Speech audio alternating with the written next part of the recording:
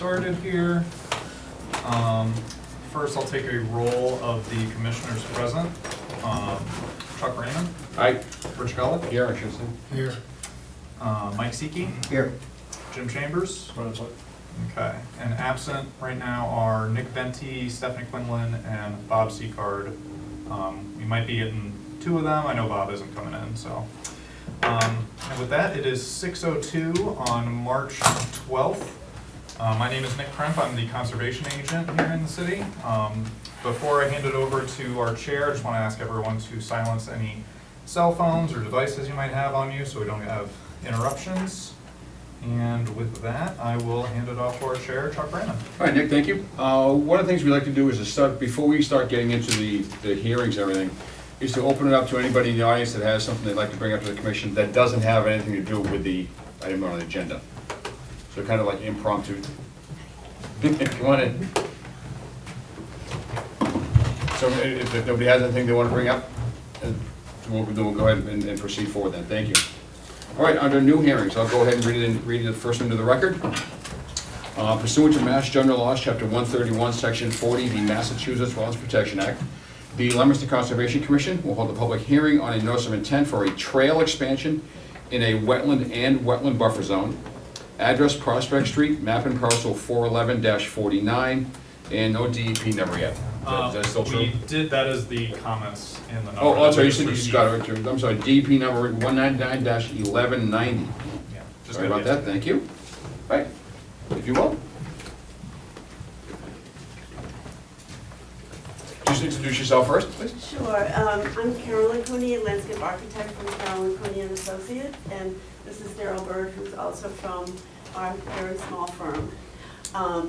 We've been working with the Department of Recreation, and this is their project to expand the trails and add a boardwalk to the park. Mm-hmm. So maybe I should come up here. Please, yep. I just thought I'd quickly go over the different resource areas that are colored and then talk about the improvements. But this parcel is... If you can just give us a lay of the land where certain streets are. Sure. This is Prospect Street diagonally here. Okay. I kind of made this diagonal so I could get it all on one sheet. And so this is north, this way. And there's a gas pipeline that runs through the site. And I think Scenic Drive is across the street. It's like diagonal, coming from the top right to the bottom So left. this is yeah. Prospect Street here. Yep. And Lawrence Street would be down there. Yeah, so in terms of the whole parcel is within, this black dash is the 100-foot buffer zone, so everything is within the buffer zone.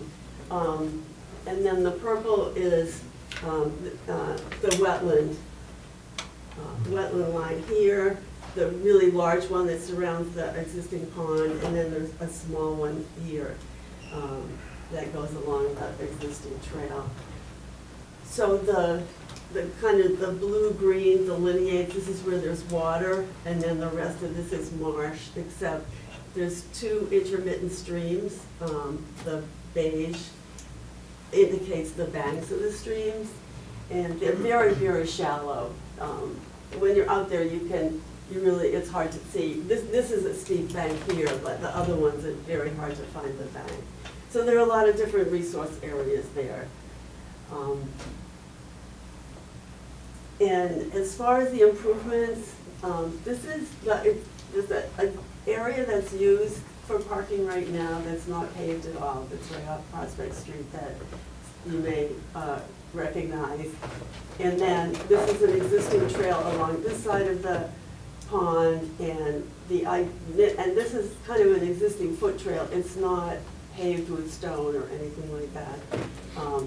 So the idea is to make improvements to the parking lot, basically improve accessibility in general to the whole park, not just ADA, but just for the general population, to add some more parking.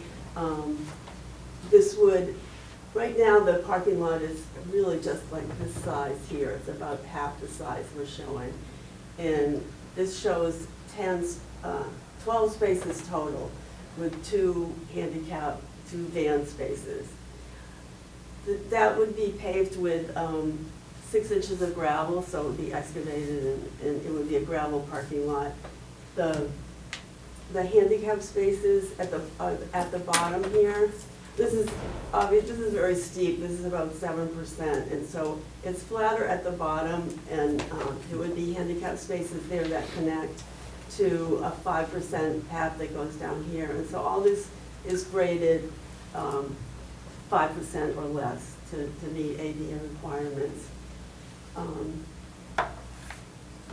And there is a walkway from the existing sidewalk on Prospect Street, a proposed walkway down here. This is too steep to make it 5% or less, but it will improve access to the park for pedestrians coming along the sidewalk. The other major improvement would be to regrade and repave this side. Right now, there are a lot of places that are over 5% that are not considered accessibility, and the cross slope is too great. And it's also very soggy at times. So the idea would be to repave that with an accessible gravel mix. That's the gravel for the parking lot would be an open graded mix, so it would have like 40% voids, and it would be very permeable. The stone mix for the trails is more of a graded mix, and so it compacts well, and it's accessible by wheelchairs. It's something that's used by the Division of Conservation and Recreation, sort of across the state. It's a particular mix that has passed the test for accessibility. So that would be surfacing this path and here, and then this, and surfacing this with the same material. But right now, this is just, it's very natural, but it's just a footpath. Adding, the other improvements would be to add 3 picnic tables, 2 of which would have an accessible route to them and would be accessible picnic tables. And some benches, a bench here that would be accessible right off the trail, that the slope would be, what would be 2% cross slope, so that it's accessible. So then the other very major improvement would be a boardwalk that crosses the wetland. And the idea is that the boardwalk, this would make a loop that people could come around, rather than coming here. It's a dead end, there's really no place to go, and you have to come back. I mean, you can cross over here, but this is not city property here. So the idea is to make it more enjoyable for people, and to let them be able to walk through the wetland. So that's the most of the improvements. The drainage, I wanted to just talk about the cross-section of the trails.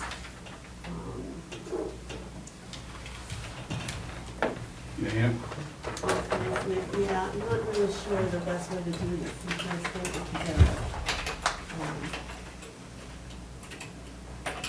You know, if we I'll could get it. fold that in back. I'll get it.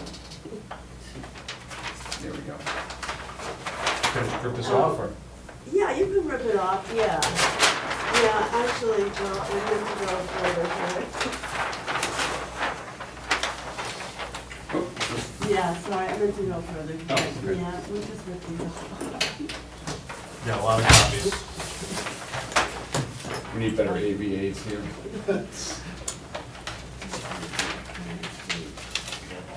we go. Yeah, I guess I really shouldn't have stayed with them.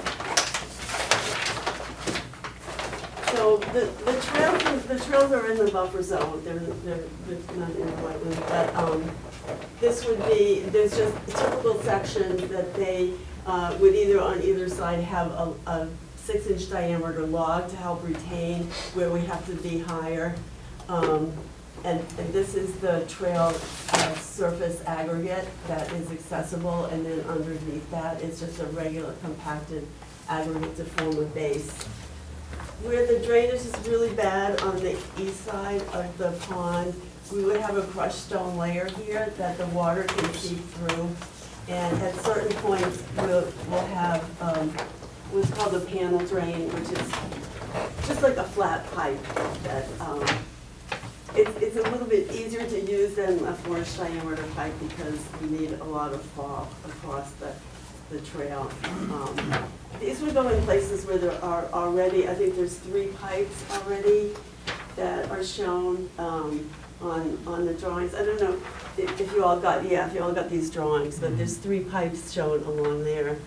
And we would add a couple of extra ones. And those appear to be shown as round, but they're not actually going to be round, is what you're saying? Yeah, the ones that are there are round, but we were replacing them. And they have the same cross-section as a 4-inch pipe, but they're 12 inches wide and 1 inch high. Like French drain. Yeah, kind of, yeah. And they would be wrapped in filter. Yep. Okay. So, that's kind of how the drainage would be handled for the trails. So it's distributed along the trail in the sense that there's that crushed stone layer that the water can seep through at certain points where it will discharge. But as I said, there's already 3 existing discharge points like that. So the boardwalk, I guess I'll go back to the boardwalk. And I think actually it's most interesting to look at L11, which I think is the last sheet.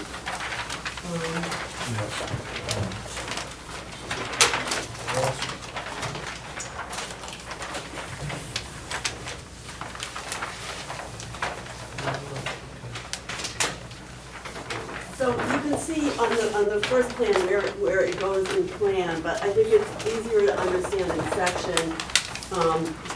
This is a continuation of this. So this would be the east side of the trail when you come down from the parking lot, the first This is trail. the new boardwalk going across? This is a new boardwalk, yes, going across. And this would be the entrance if you come down from the parking lot, and this is way over on the other side where there's just that existing footpath where it's quite a bit higher. So the boardwalk goes through the wetland. I have on other plans, we had the trees surveyed along the length of the boardwalk, and actually I have some photos here that you might want to. I didn't have copies made, but maybe you could just pass them around if you want to see what it looks like where a lot of the boardwalk is going through. It's kind of a mature forest. There's not a lot of understory. There's a lot of really small trees, but then there are some larger ones. So when we kind of tied down the most likely alignment of the boardwalk, we had those trees surveyed along the way so that we could avoid cutting down large trees. And as it is now, when it goes through the wetland, we would cut down 2 4-inch trees and 1 5-inch tree, and that's like out of about 40 trees.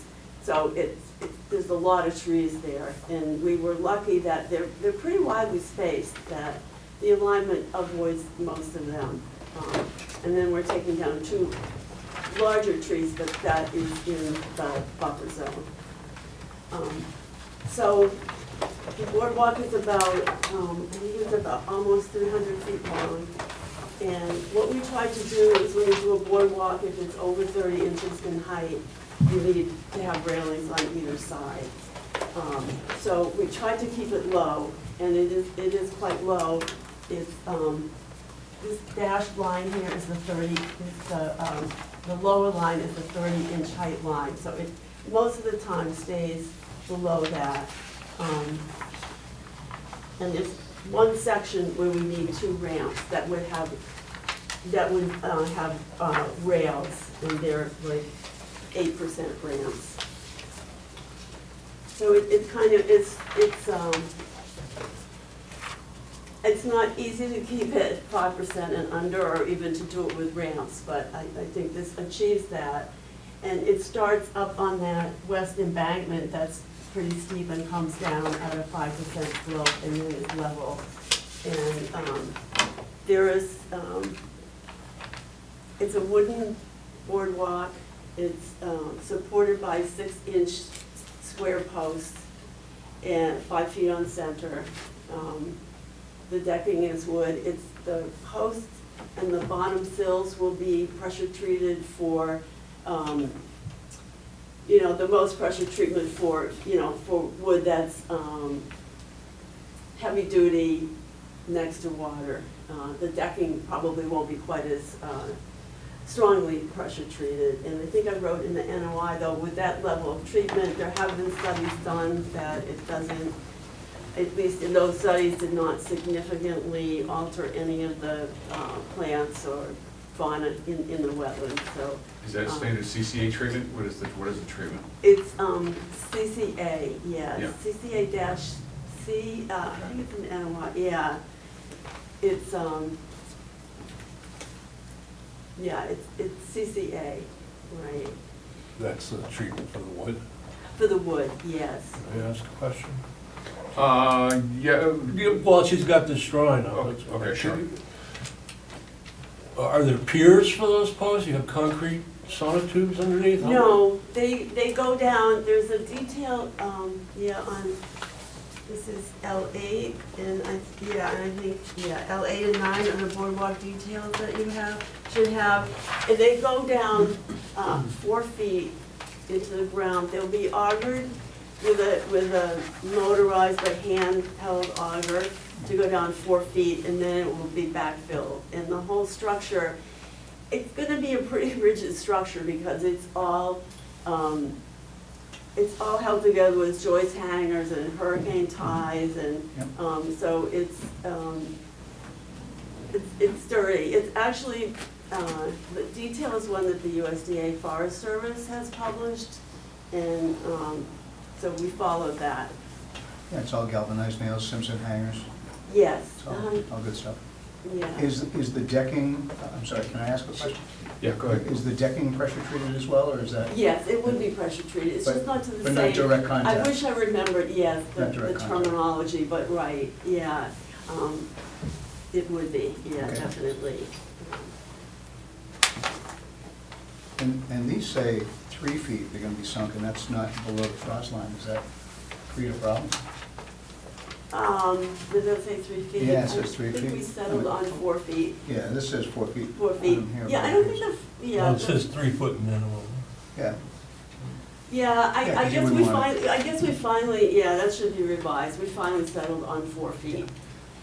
There is a dense layer, supposedly, the USDA has, for that particular soil, and I think that's the reason that it's wet, it holds the water back. There's densic material about 4 feet down, so, That will that's support, impenetrable. that will support the weight of the Yeah, boardwalk? well, that's what we're hoping, yeah. I mean, the site is such that you can't really get a soil boring rig in there to do borings. Oh, sure. Yeah. You know, so, but as I say, it's a very rigid structure. If you set it down, it's Oh, yeah, not it's gonna, heavy. at 5 feet on center, what are the, what are the numbers there? Joyce? The 3 by, but your 2 by 4 is 4 feet on center, and then 6 by 6 no, posts, 6 by 6 posts. It's heavy, it's hefty, yeah. yeah, it's 3 by 12. Yeah, 3 by 12 beams. 3 by 12, yeah. So, let me see. Yeah, that's hefty. Is there anything else you want to cover before we open it Well, up? I just, yeah, I thought I would speak to the review comments by DEP. Oh, sure, okay, that's fine. Because I did speak with them, and, Everybody did Nick, everybody a copy of the DEP? So I didn't comments? have one-to-one copies for everyone, but there should be enough for everyone to read it also. and they You got did, copies? Yeah, I gave them the mic. which we had not included any replication in the NOI and the plans. they do want us to replicate the area of the posts that are Mhm. put into the ground and Yeah. any sills. At the end, each end of the boardwalk, there's some mud sill plates that kind of anchor it down, that aren't, they're not a huge area. So you're speaking to the first comment there about that starts with sleeper boards, sills and posts, is that what you? Yes, Okay. right, and Okay. so the posts and sills together that we're showing here, and I may not be totally accurate, but it's about 107 square feet. So to replicate that, it's like a 10 by 10 area, and I think that we should be able to do that at the edge without disturbing the rock. And how would you do that? What is your recommendation for that 10 by 10 area? Where or how to No, do how, it? yeah. How, just excavate to an elevation that will be wet. And, Okay. you know, it'd just be at the edge of, Okay. let me just see, like here.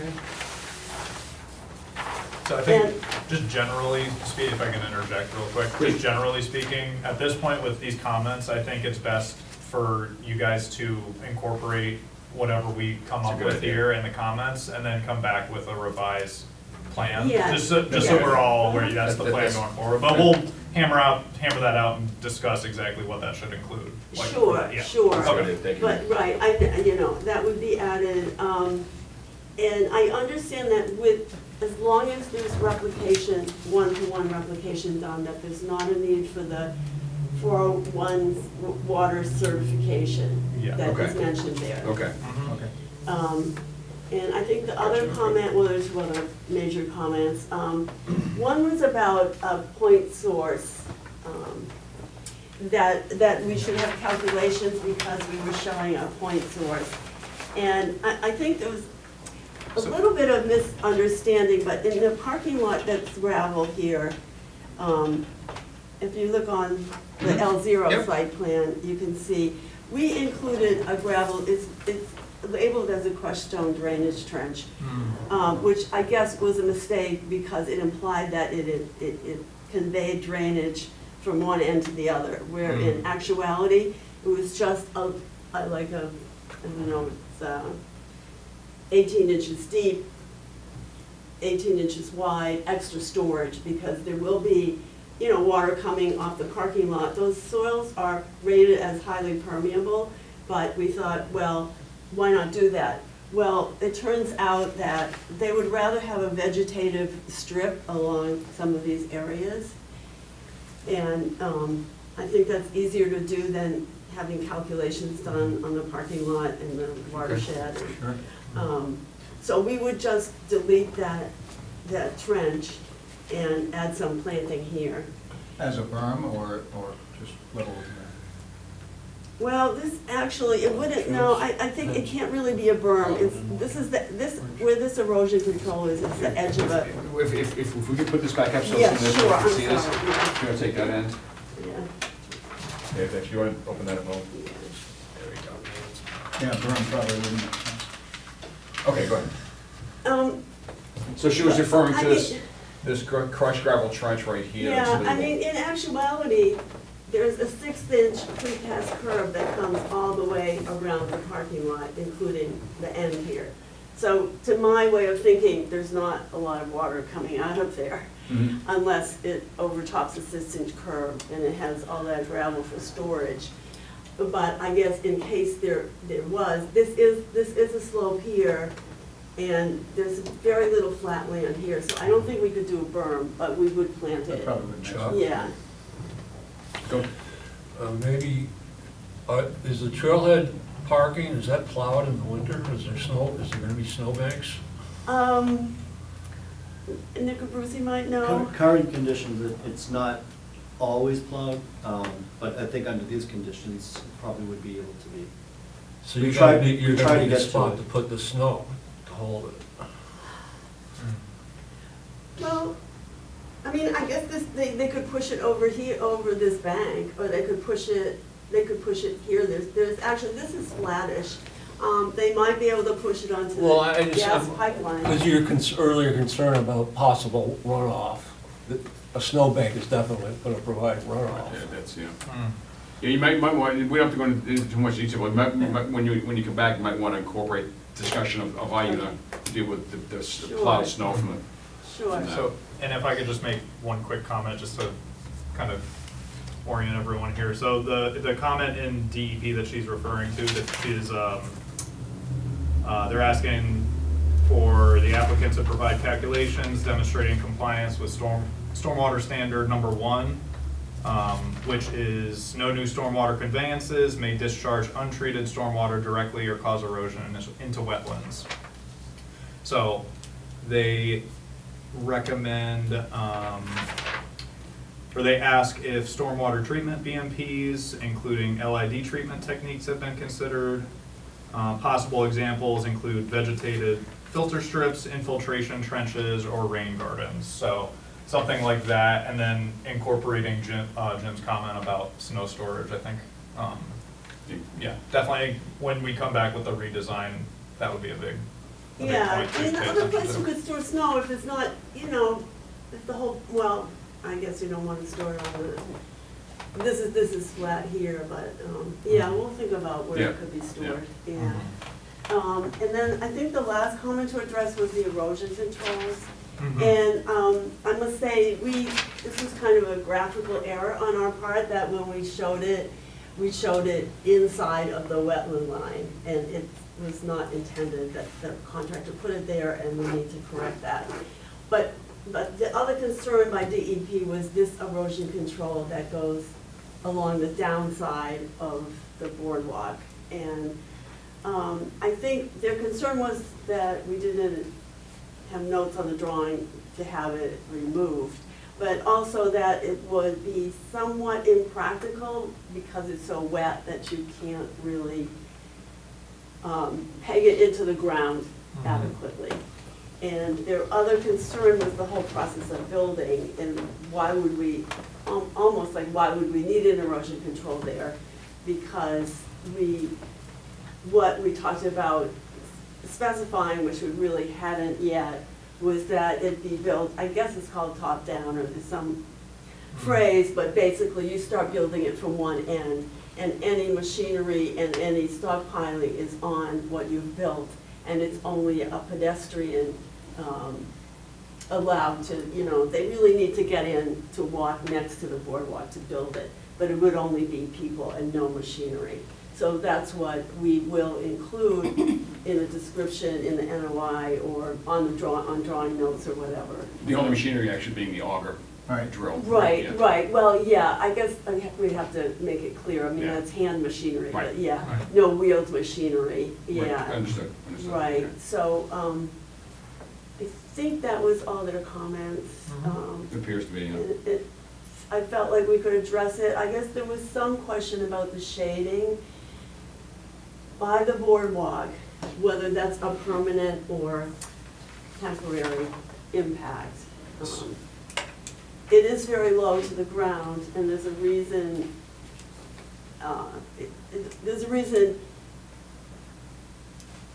it's designed that way, is, I think, to increase the experience of being in the wetland, to not have railings, and also just structurally, it's easier. If it's more than 3 feet, you have to have cross bracing, and you really have to worry a little bit more about the structural integrity of it. So, I don't know how the commission feels about shading. I'm thinking that we can throw seed under there for some shade tolerant sedge, that, you know, really low growing thing that, and I think it would be nice to use something that has been identified by a botanist as being there now. This is a lot of sedges, and that, so that we would argue that it's not a permanent impact. But that is, you know, for the commission, to maybe consider that. Yeah, so I was wondering about the height of the boardwalk, and I understand the pressure to keep it lower and less need for support and railing and things. How was it determined that it's gonna be high enough during, like, you know, high rain events or flooding, or is it expected to flood Yeah, occasionally? I or- guess, I'm not that familiar with the high water levels there, but I'm assuming It's been pretty rainy. I mean, I guess it went through the major Leominster flood and nothing was damaged there. I mean, there wasn't a boardwalk, but I didn't Right. hear that the park was totally eroded. You know, I've walked there a lot of times when it's wet, and I don't know if anybody has knowledge of how high the water gets, but in terms of the boardwalk, unless it was an absolute flume, you know, it's not gonna hurt the boardwalk. Okay. And So it'll- these intermittent streams, I mean, I think that's the concern. This intermittent stream was identified by our first consultant we actually had, because this was done in 2 phases, another consultant who identified this as an intermittent stream. They all just kind of wind through and they're very Right. low.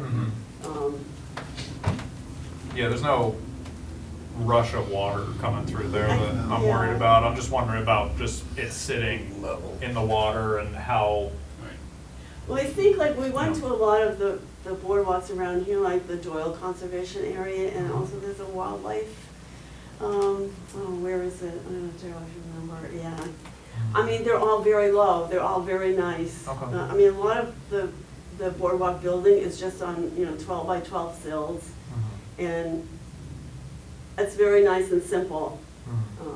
You know, the boardwalks at Doyle, those are basically On the ground? almost on the Yeah. ground, yeah. Yeah, right, It's not, they're on right. 4x4 pieces of wood. Yeah. Okay. I don't think, I don't think,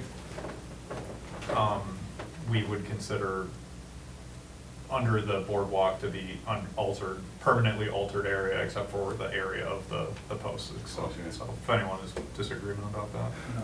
please, yeah. You all set? Yeah, I think so, Okay. yeah.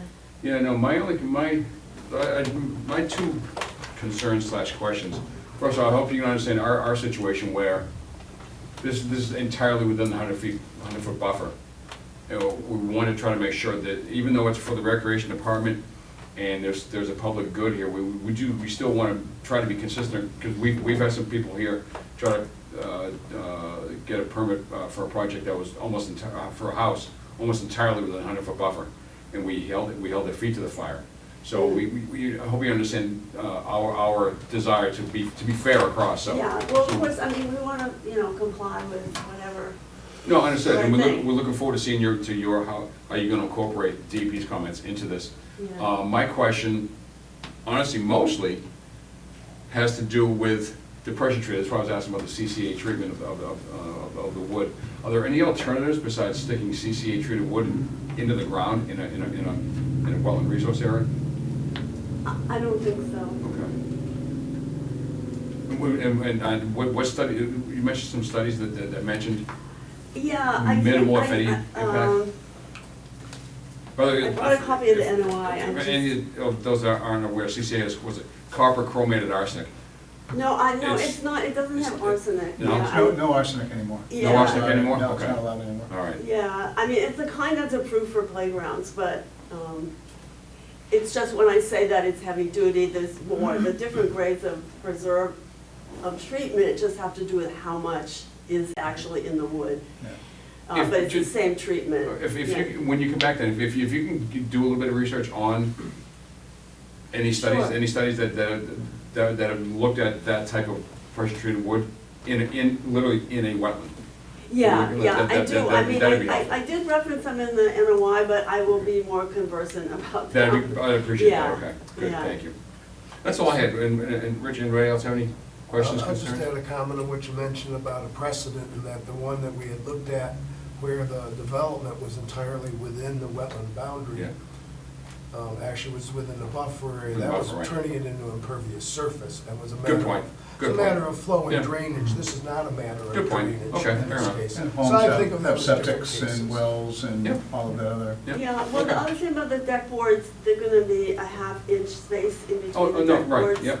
So that's the maximum you can have for accessibility, Right. but, and also probably also just safety, but Yeah. there will be, you know, some light.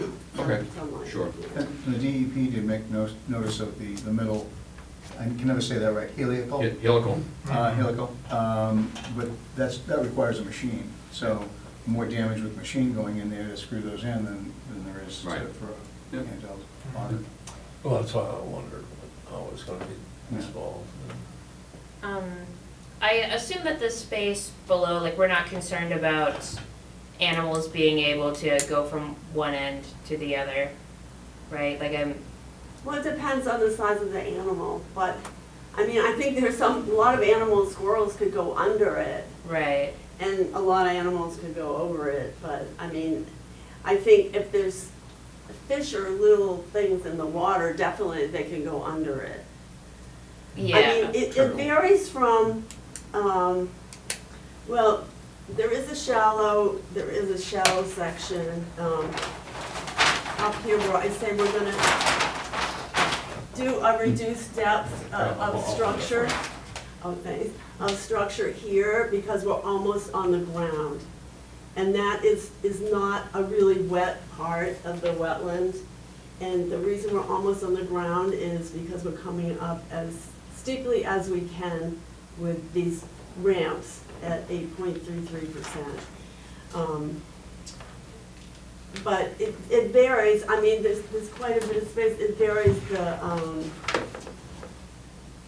the usual depth of the structure is 14 inches, and we're trying to stay 30 inches or below. So this about 16, from about, I would say on average, 8 to 16 inches of free space underneath. So it does vary. I mean, you can see it's very tight here. It's a lot more generous here, and then it gets tight up when you come up onto that bank. So it's the decking that will be 30 inches or less, is that what you're saying? That's right, the And top that's of the deck. because of the potential to fall off, and if you're Right, four, right. if I mean, it's according to over 4 building feet, then you need codes. to have a railing for the building. code. Yeah, right. Okay, So- yeah, that sounds good. Sorry, just the one other thing. The only other real question that I had is related to Chuck's concern. And, yeah, when you're looking into, the use of that pressure-treated wood within, within a wetland, or if you can't find anything specifically related to wetlands, I'm, particularly interested in the bioavailability of that, how it's gonna be Correct, taken yeah, up agreed, into agreed. plants around it that are gonna be consumed. Yeah, I mean, there is a study done by the U.S. Forestry Service in a wetland, and Cool. it's quite an extensive study, but yeah, I will bring that to you. Yeah, and- we and don't need speak the about whole it. study, maybe just reference a couple of the critical passages in there that would be helpful. Sure. Anybody else? I mean, Yes. to that point, I'd be more concerned about amphibians, because they don't have any way to separate themselves from their environment. They just take up whatever's in the water. So, like if you're a salamander and Yeah. you're just swimming in whatever. Right, well, Yeah, they did address salamanders. Yeah. So I will bring that study, Okay. and, I mean, I certainly understand the concern, yeah. Thank you, that goes good.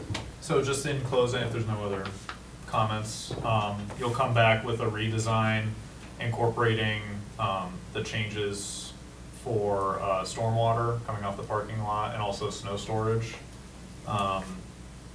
Making a note of the top-down construction method. Question? And the lack of a need for erosion controls in the pond for that reason.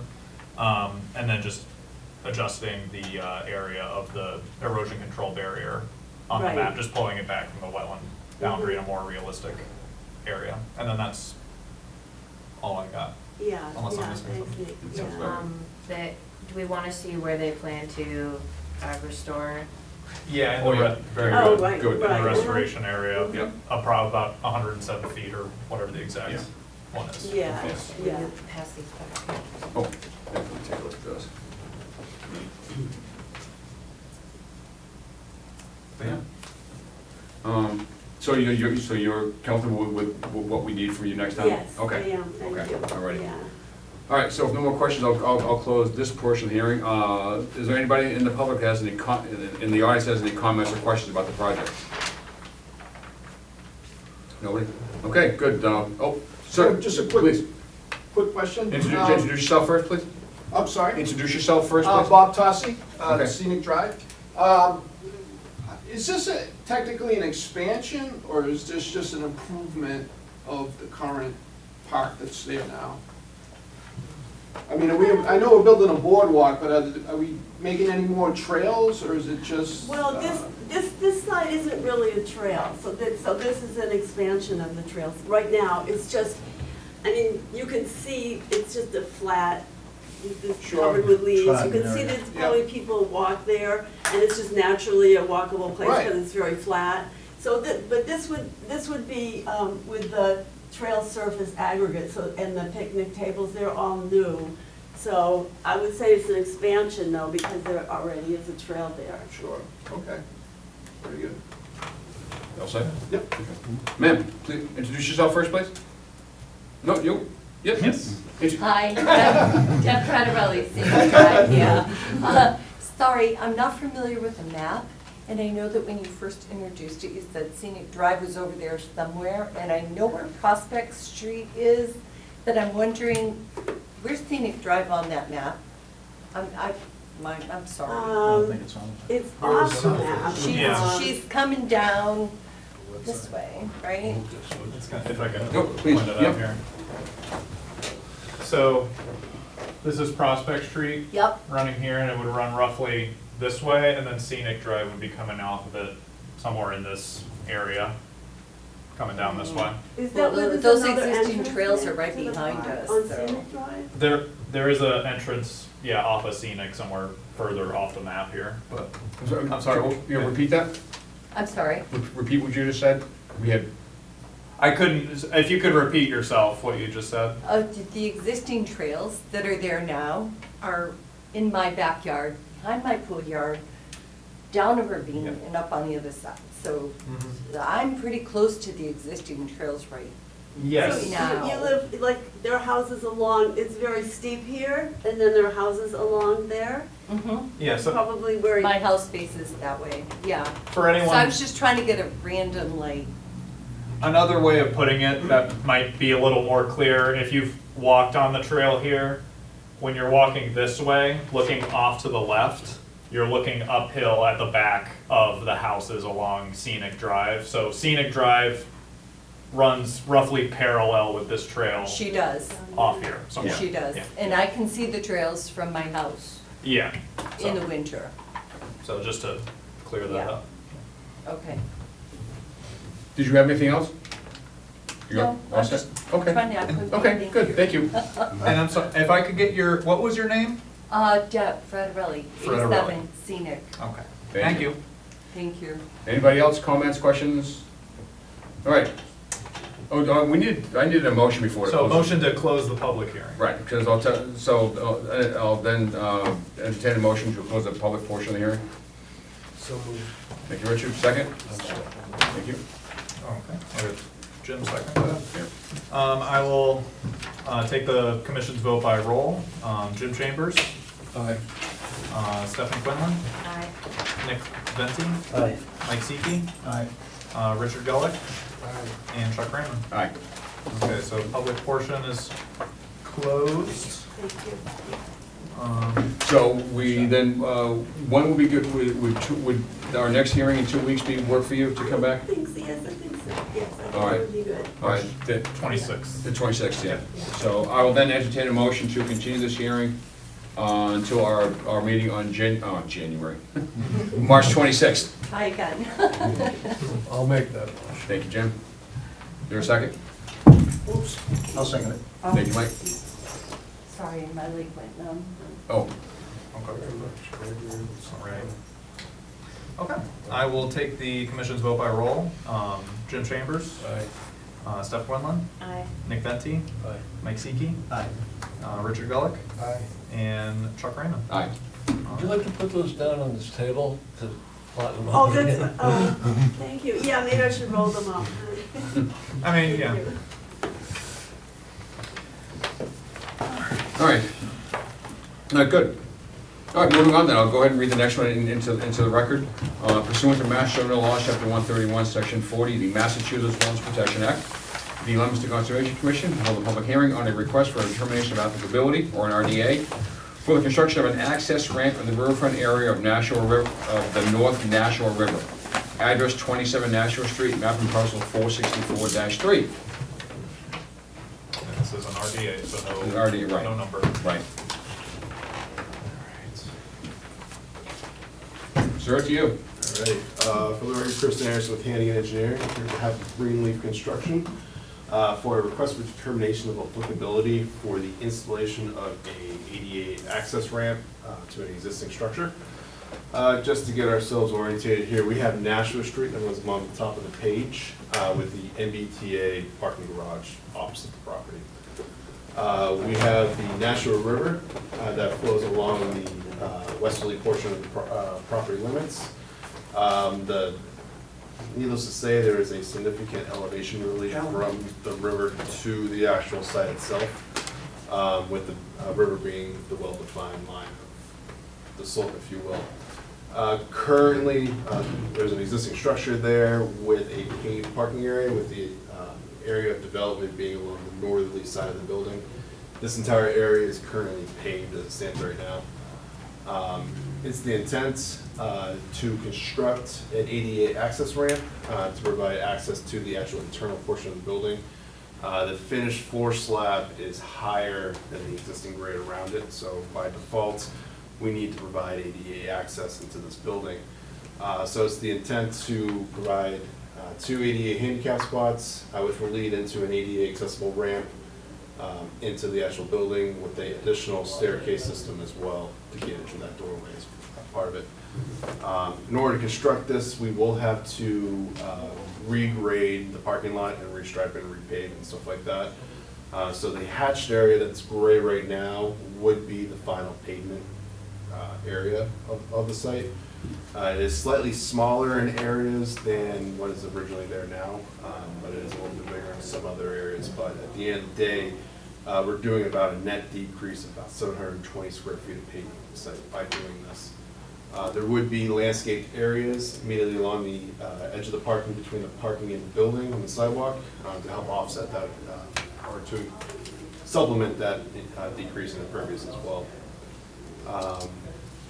Relative to the slopes, we're not touching anything on the slope. It's intended to remain intact with no earth disturbance occurring. And we'll be utilizing straw wall and silt fence along the top edge of the slope, if you will. And that'll be the permanent line of the sand for construction and to prevent any kind of soil migration. That being said, if there's any questions from the commission, I'll be answer them. So all the work will be taking place within what is now already paved area, is that correct? Correct. Okay, already. And certainly always like to hear about decrease in impervious area. Other than that, I have no question. Anybody else? I got a Yep. question. Were this a residence, were this a private residence, would this even need to come before the commission? Probably an RDA, probably. My opinion. It needs to come before the commission because we're within 200 feet of the river. Right. Sure. Yeah, so, Yeah. I thought I read that if it were a private residence, you can make a ramp, you know, for handicap access to your home. I think that activity is exempt from the wetlands law, actually. I haven't read that one, but my gut reaction to everything is if I'm within 200 feet of the river, I'm comfortable. Yeah, no, What do you think? I understand, yeah. And you might be right about Yeah, you that, might be right. some version of that, but with the exemptions, it's like those activities are exempt unless and until like you're doing something else that isn't also specifically exempt, so Yeah. if you need to like excavate and do stuff Yeah. per se to like get that in, then The parking Yeah. lot probably is in an exemption. The change in the parking area. To change the. Yeah, the ramp Yeah. itself, I don't believe the commission can say no to. I Sure. believe that part might Right. be exempt, that's true. Okay, Yeah. okay. But the regrading and redoing the parking lot, you guys have full control over that. Yeah, I guess I just wanted to put this in context, you know, Yeah. for the, what's sort of outlined by those guidelines. Thank you, Dave. Yeah. Anybody else? No? Okay. Just one question, where is, when you're scraping up all the old material, where's that gonna be stored, is there? Right now, it's most likely to be just live loaded, Okay. because there's, as you can see, spaces of a very high premium on the site. That's what I was asking. So typically when you go in here, when they mill it and rip everything out, it's gonna be live loaded right into the truck and moved off-site. Okay. And then soil, when it comes back in, because we have to raise the site a little bit to make the ADA ramp work, that's gonna be, again, dumped, placed, compacted, Yep. grab the next truck, rinse and repeat. Grind it up and put it back in asphalt. All right, no other questions? Nick? What's the use of the building? Warehouse, distribution, Okay. industry. All right, so we'll go ahead and close this port. Keep right there. You have to vote to close it, just after we.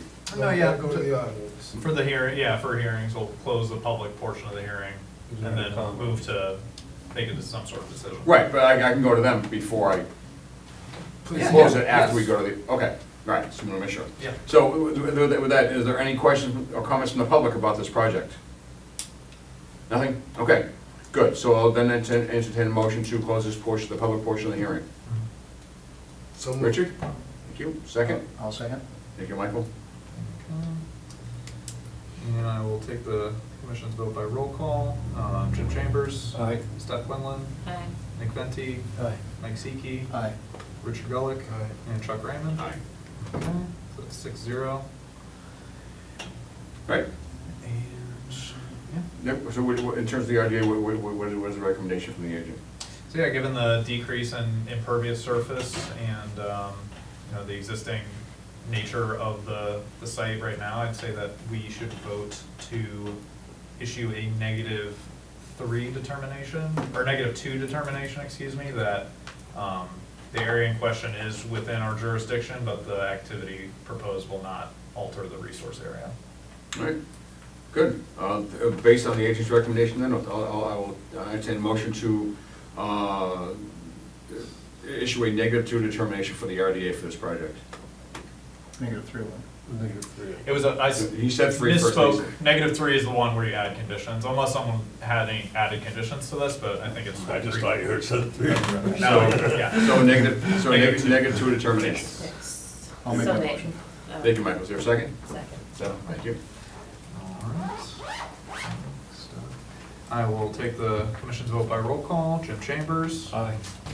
Steph Quinlan. Aye. Nick Venti. Aye. Mike Siki. Aye. Richard Gulick. Aye. And Chuck Raymond. Aye. Okay. Great, thank you very Thank you, much. Christopher. Thanks, Have a good evening. Thank you. All right.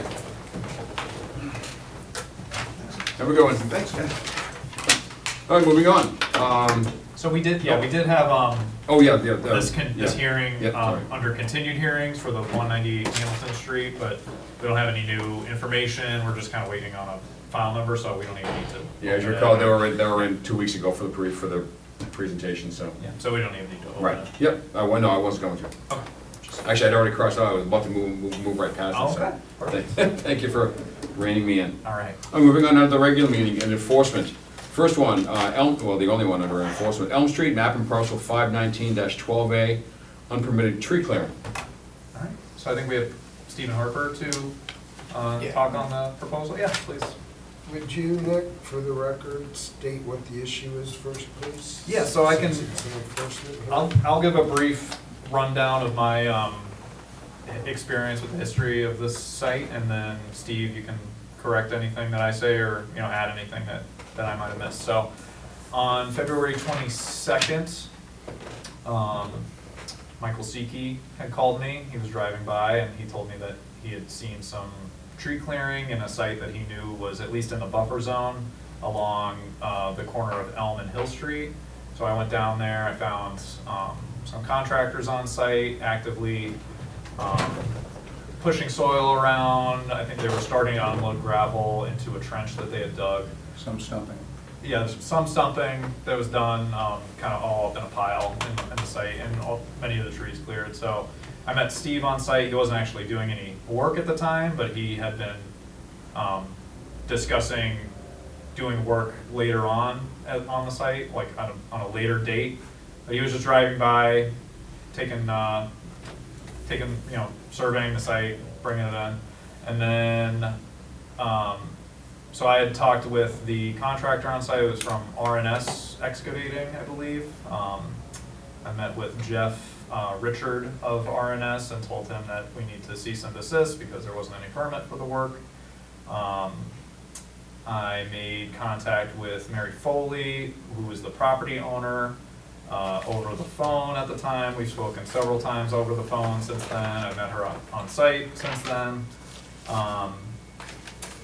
But basically, it seems like the lack of permitting was an oversight on the property owner's part. And we had discussed her filing a after-the-fact notice of intent for whatever her intentions were for the site. But upon further review of the file, backing up a little bit, the parcel next door, also along Elm Street, had recently been permitted by this commission about 2-3 years ago, sometime in 2021, for single-family house construction.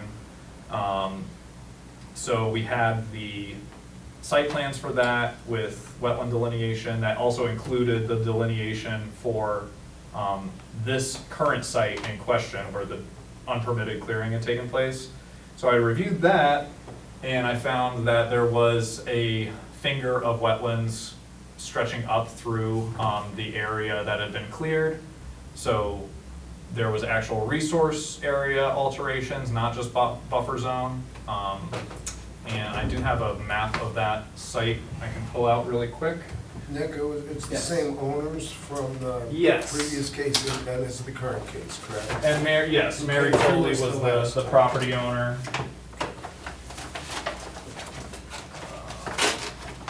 Actually, I have little copies. So I printed these out for everybody. So this is the delineation for the single-family house on Elm Street. I'll pass that down to them. So I've highlighted in blue there.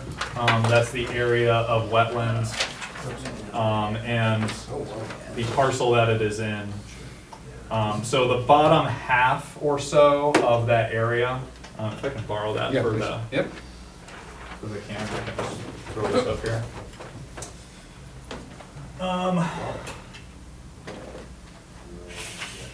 So the bottom half of the site as depicted on this plan, approximately the bottom 50% of this or so had been cleared of trees. So I thought it was all buffer zone work because I knew of this wet area down here. However, we do have some wetlands delineated as of 2021. And this order that this house was constructed under is an active order. So this is the official and accepted wetland delineation for the site. So I guess maybe jumping ahead a little bit, my feeling on this site or my interpretation of the situation is because there's actual resource alterations here, that would require a 1-to-1 replication of wetlands of an equal area of whatever was lost. So from my walking on the site, machines have been driving all around this site. There's no vegetation or trees or anything left here. So this whole area has been altered. So I would suspect that, the area that had been altered, we should require replication of that. Probably under an enforcement order. would be the On most- site or elsewhere, are you considering? So it has to be on site replications. Okay. They need to be of an equal area and in a relatively similar and close area. There actually were replications required on this other lot that had been permitted back in 2021 that are kind of outlined here in the bold dashed line here. That represents the areas of fill and alteration, or replication, excuse me. So that's kind of my overview of the situation here. I don't know what Mary is proposing or what. So that's Yes. pretty close. Oh, To sorry. make sure he's done, are you all set? Yeah. So yeah, I'm all done. So Steve can say your part, and let's try and work out a Yeah, so yeah, so path that's forward. fair. And if you could introduce yourself, your Sure. address, and what your relationship is with this project. Sure. Steve Harper. Yep. I live at 48 Slackbrook. Okay. By the high school. So, I'm good friends with Ron Williams. And I'm sorry, who's Ron Williams? I'm gonna get to that. Okay. So, he's friendly with Mary. Okay, I never met Mary okay. until after Nick met her. Okay. So I got a phone call and he said, you know, we have a lot across the street, had some trees cleared. It's got a lot, doesn't have a lot of stumps, but it has some stumps. And then he wanted to do some work on it and prepare to sell the lot. I said, fine, I can go do that, it's easy enough. And so, so you were there to pull the stumps? and No, no, I Oh. didn't cut there yet. Oh, The okay. first time I've been on Elm Street since I cut the hay at Rich's Dairy Farm. This is the first time I've been up there. Okay. And that was a long time ago, as you know. So, Actually, I don't, but go ahead. at least 30 years. Okay.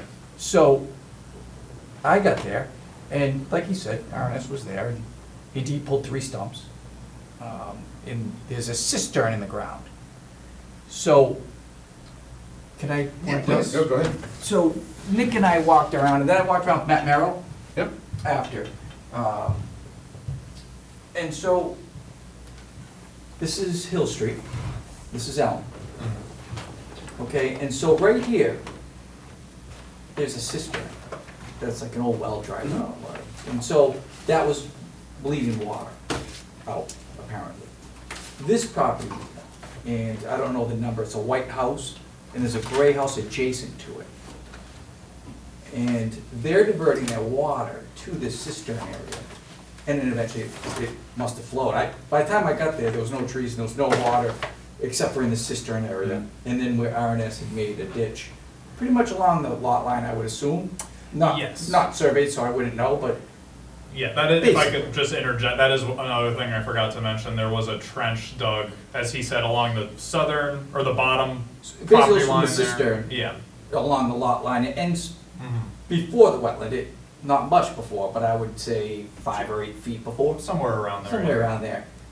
They put some 3/4 stone in it. They're probably gonna put more, would be my guess, because they had a trunk full. And that's how they were gonna handle it, that was their plan apparently, was put the water into the wetland along the lot line. If you go there today, this area, it appears, is a wetland. I wouldn't disagree with this area, and I don't think it's quite this high. But this, I'd be shocked if that wasn't, when this was flagged, if that wasn't just during a rainy season, there was a little water puddling, because the soils aren't a hydric soil there, in between the 2 wetlands. So if you could see the grade, up here is like a basin, then it's a steep drop off in a basin, is basically what you have. So you have a high basin that where the cistern is. I'd say it's a wetland around there, and then down here, there's a culvert that goes under the road or into the road or somewhere. So it clearly collects the water down here, then outflows to the road somewhere. Nick, this previous delineation, 1 second please, was accepted by the commission, right? Yes. So it's not really debatable at this point, is it, Yes. given the lane's been altered? Yeah, Just to don't let know you how know. long wetlands are wetlands, how long they're considered wetlands, I'm just telling you. This is what needs to work with. I'm not, definitely not debating, I'm just telling you. I'm not debating what you're saying. Okay. But We're it all just, doesn't matter. we're all just informing. you. Yeah. So But what I told the issue- Mary, was, well, the best thing to do now is grind the stumps in place. Don't pull them. Why destabilize any more than you have to? Mhm. Do very little work except for fix and replicate along the lot line, whatever the footage was. Mhm. And keep the water flowing through a wetland the way it was over there and just seed it. You know, replicate with wetland grasses down here, wetland grasses up here, and I would just seed the rest. Some type of growth that's gonna take, just a stable, it's not unstable. There has, the only, because today I put the wattles out, Yes. and so the only part, and it's a gravelly, it's not a silty material, it's a gravel base, which is kind of surprising given the hill bleeds water. Mhm. You'd think it'd be more of a dense clay, it's not. Is right in here where that trench outlays, Mhm. for maybe 6 or 9 feet, there was a little bit of a coarse sand, Mhm. and then it was clean. But nothing over here, there's no, it just perks right into the ground. There's no retention of the water and there's no runoff anywhere, which, So, I'm not sure how the delineation was, done, what parameters were used to determine that, but I know that this was prepared by, Hannigan, so I was gonna be getting in touch with them, I actually meant to ask Chris about this. But I'm gonna be getting in touch with them and asking them who did this delineation and seeing if I can if get. they have any field notes, Hmm? if they have any field notes, Yeah, like if I can get in touch with the scientists directly, they should be able to tell me. because I don't know if they what just did they're- a cursory or if they took soil samples. Mhm. Because the subject property was over here. Yes, yeah. So I don't know if they just said it's wet over there. I don't know Probably.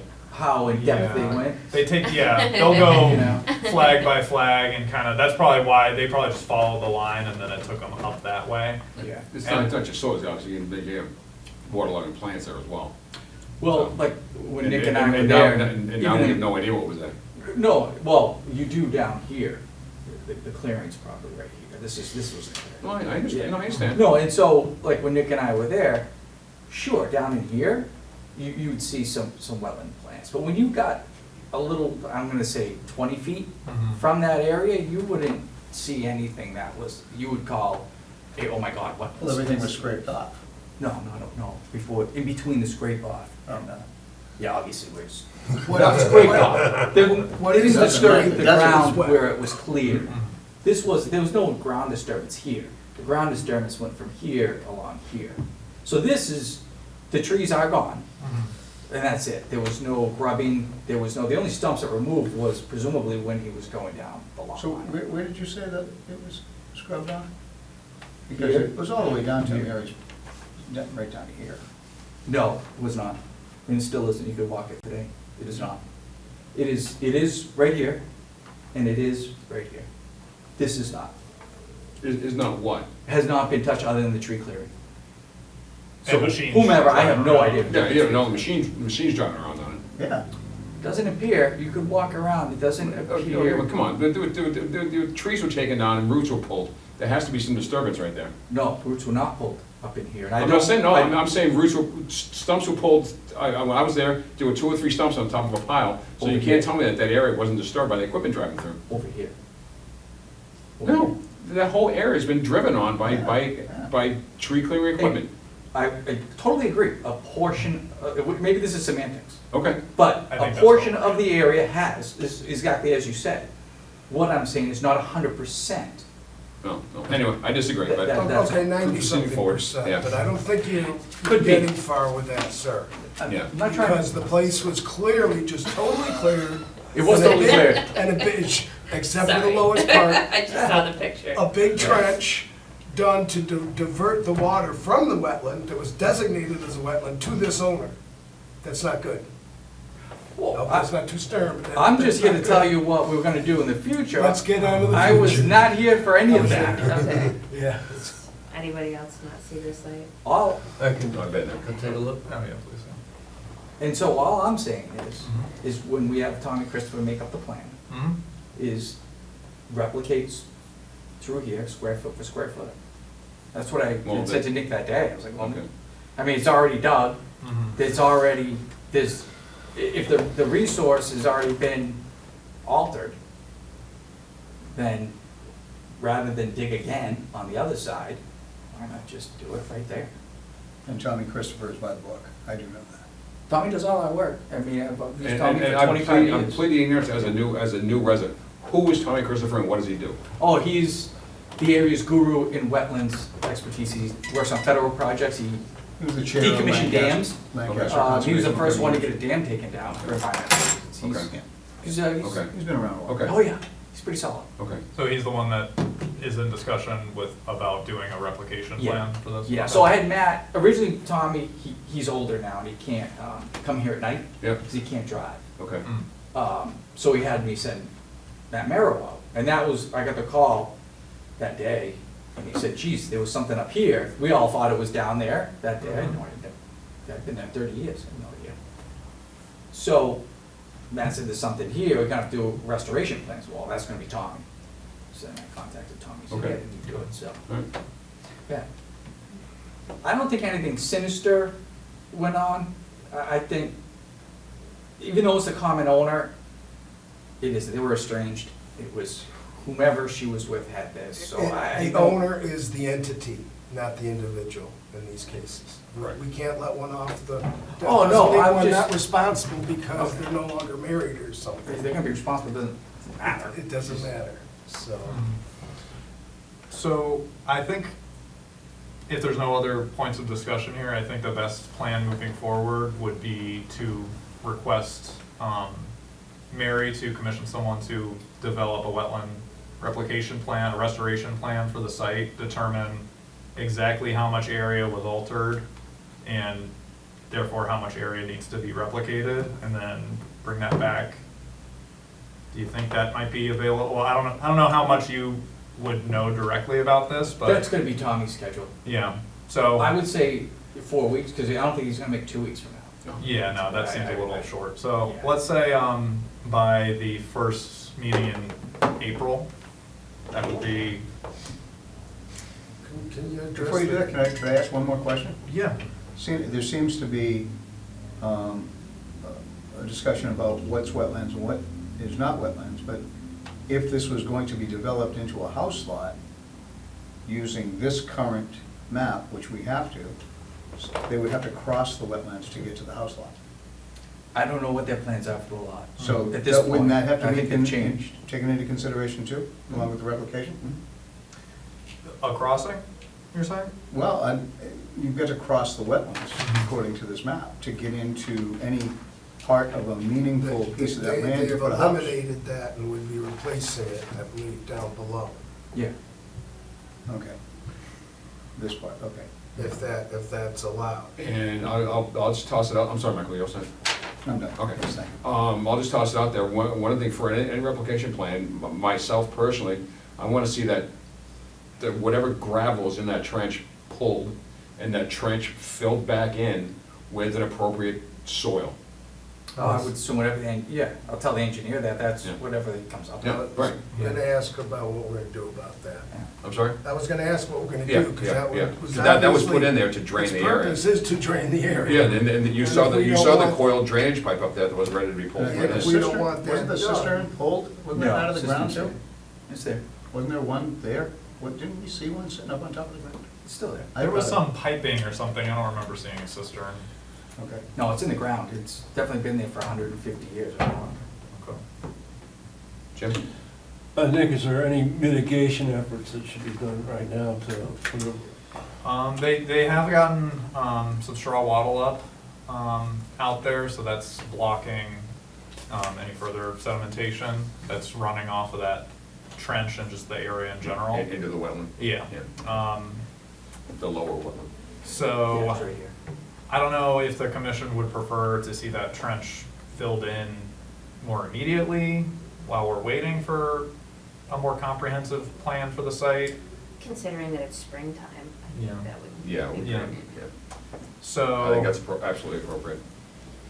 Have it filled in. and then- Have it filled in with appropriate soil, yeah, not just with sand or something, but. Whatever's there. The soil that was there, they didn't truck offsite it. That would- Here's, that it's would right next to the If the trench. soil's still there, Is that Yeah. part, yeah, that's part of that pile, that Yeah, stump pile? it's all there, right, yeah. there was Yeah. nothing left the site. then put that back in the trench then. Oh, yeah, no problem. But take the gravel out. Yeah, the Yeah. gravel's gonna come in. Oh, yeah. First. Yeah, Okay. yeah, for sure. So, Into a We're nice asked- neat pile we can see, right? so when would, Yeah, we'll when, look for the gravel. when would we like to see that done by? Would 4 weeks be appropriate?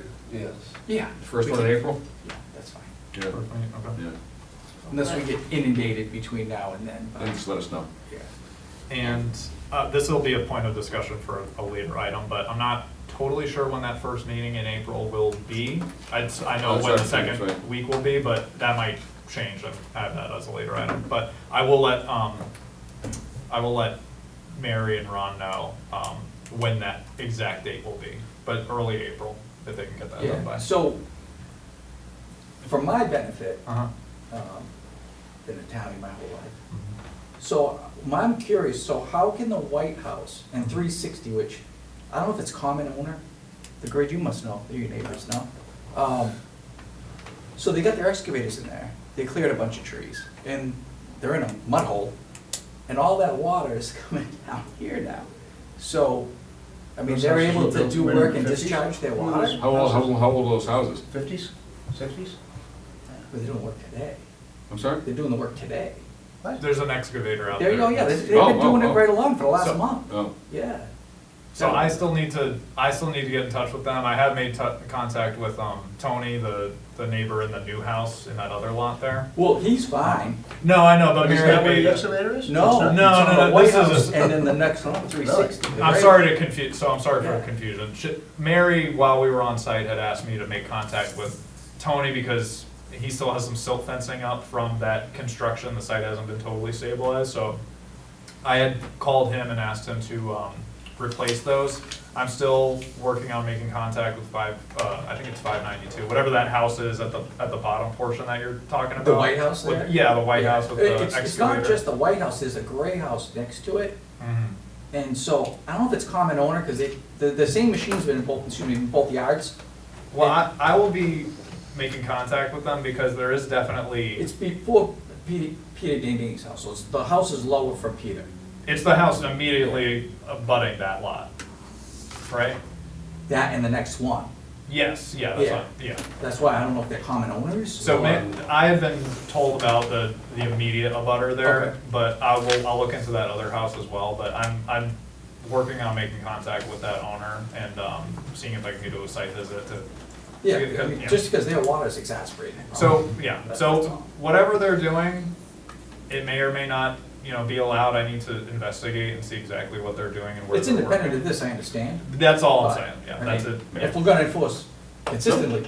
Absolutely, absolutely. yep. That is Agreed. uphill of this site, correct? Correct. Okay, Yep. so the Fair water's enough. coming one way or the other. And- No, not necessarily. Because there are a lot of, like this here is a basin within the hill. There are basins within each lot. And so if you blow through a natural berm to the basin, well, now Just drained it. you've drained it, yeah. I mean, perched water is perched water for a reason, so, if you get rid of the perch, Mhm. water. So basically, in closing here, I'm seeing, like, we're asking them to get the trench filled in to grade, with existing soil on site by the first meeting in April. Yep. Does everyone agree with that? Yep. And then asking for a, And that includes getting rid of the gravel that's in the trench already. as well. yes, and removing gravel, and then, coming back with a more comprehensive restoration plan by end of April? Yeah, we'll be in touch for sure, Okay. but we'll get it filled in and cleaned up. Mm-hmm. Can I get the 3 stumps off, or do you wanna leave them there, or, I can leave them there, but I would leave them there for now, just Yeah. fill in the trench, yeah. that's fine. And the big stockpile of gravel too. Address it Yes. in the plan. Okay. And do stockpile the gravel like Mr. Ziki says. Yeah, that's no problem. There'll be some dirt with it. We'll forgive you. Okay. And I'm inclined to ask for a restoration of the delineated wetlands rather than a like scenario, because, I mean, this is up to the commission, whatever you'd like to decide, whatever you'd like to request or not, or if you'd like to just see what they bring back as a restoration plan, but they are gonna need to do a one-to-one restoration. I think it would just be simpler to do a one-to-one where it was originally delineated. Yes, it's, yeah. Is there intermittent streams in this wetland? No, Don't not think that, so. not that I've seen. Yeah. Just the drainage. Yeah. I would just ask, let us get a plan to you, and then just debate it on its merits. Yeah, it's fine. Okay. Work with that. That's fair. So in the meantime, getting that trench filled by the first meeting in April, and then you'll be coming back with a more formal plan, shooting for the end of April, but we'll stay in Yeah. discussion with that. Yeah, Okay. All right. yeah, and then when we do fill it in, are you gonna be there? How do you wanna Please let me handle know, that? yeah, please let me know when, you will, I'll follow up in an email, so this is Okay. all in writing, to Ron and Mary, at least. And I can include you two on that if you'd like to be included. Yeah, please. Yeah.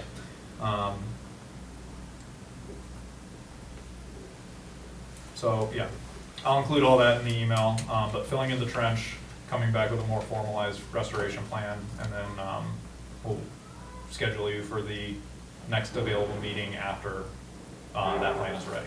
Perfect. Okay. Appreciate it. All right, All right, thanks for Thank you. coming in. thank you. Thank you. In the spring.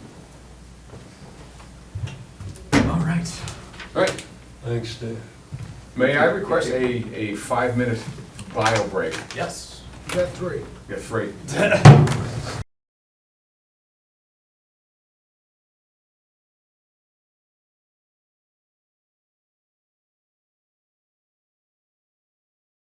Everybody all set, including me, because I was the one that left? Yes. Yeah, I'm just curious whether, going back to that last issue, is that the first, so that response tonight from Steve, was that the first formal response we've gotten from anyone? In a public format, yes. Okay. They've been in touch with Nick, but in a public format, yes.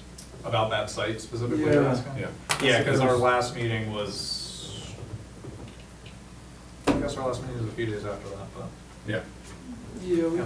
we did discuss it We last did, meeting. yeah, Yeah. but it we was still didn't- very fresh, so we're Yeah. still figuring stuff out. And maybe you didn't make contact with them yet or something. But you didn't, did you get any formal response from them that, you haven't shared? No, I Yes. sent the violation notice, which I think I included on the drive. You did? So I sent that to them. But yeah, you said what you sent, but we didn't see No, I any didn't, response. I never got any formal response, but I sent it certified mail, so she has received it. I emailed it to her, like I know, she's seen it, but we have not received anything back now. All right, moving on then. Thanks. No problem. Under certificate of compliance, 1775 Lock Drive, DEP number 199-1036. So Nick, fill us in on which portion of that Yeah, so. DEP number that is. So originally, I think it might have been permitted, this whole site originally under 1771. There were no existing buildings on site, or none of the current buildings were existing before this file number was issued. So there's 2 lots now that make up this site. Lot 1 includes a large warehouse with a truck repair business. And I think that's the only, are you the only business in there? There's a recycling in the front. And a recycling, yeah, I business. don't know what's his one underneath. Yeah, but a large warehouse. And then the other lot contains a smaller building which houses a cannabis dispensary. So there's been some ongoing issues with being in violation of their approved permit and the approved site plans that we won't have to get into right now, but that's all ongoing on lot 1 with the warehouse. Lot 2 has been brought back into compliance. There's no trucking or anything parked on lot 2, which includes the back of that cannabis building. Previously, there were some parts and trucks and things that were stored back there that were not part of the approved plans. There was no vehicle storage back there. However, those have all since been removed.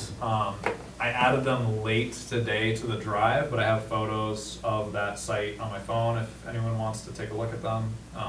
But I can vouch that there's no vehicles on site on lot 2 anymore for the cannabis shop. So the owner of that site had requested a partial certificate of compliance to clear that lot and close out the permit for that lot, while the violation issues are continued to be worked out on lot 1. So we're being requested to issue a partial certificate of compliance for Lot 2. 1775 Lot Drive, which is the cannabis Okay. dispensary, as opposed to 1771, which is now the address for the warehouse. Right. So, but the DEP number, the original number, covers both property, covers the whole property, right? Yes. But we are just separating out lot 2 from that, is that correct? Yes, so we'll be issuing a partial certificate and specifying in there the area that is included in this certificate of Okay. compliance. Alright. So that would be lot 2, or I'll include the map and parcel number for that So particular if lot. we are here to talk about a certificate of compliance for lot 2, Mhm. how much leeway do we have to talk about lot 1? I mean, we could talk about lot 1 if you want, it's under the same file number, but I don't have any new information to discuss. I know Matt Morrow has been working on this case. Oh, I do. Oh, Do okay. you? Well, I'd be interested. Chuck. Yes, well, Mr. Chair. well, before we get to that, Mhm. let's take care of the certificate of compliance for lot 2. Sure. All right.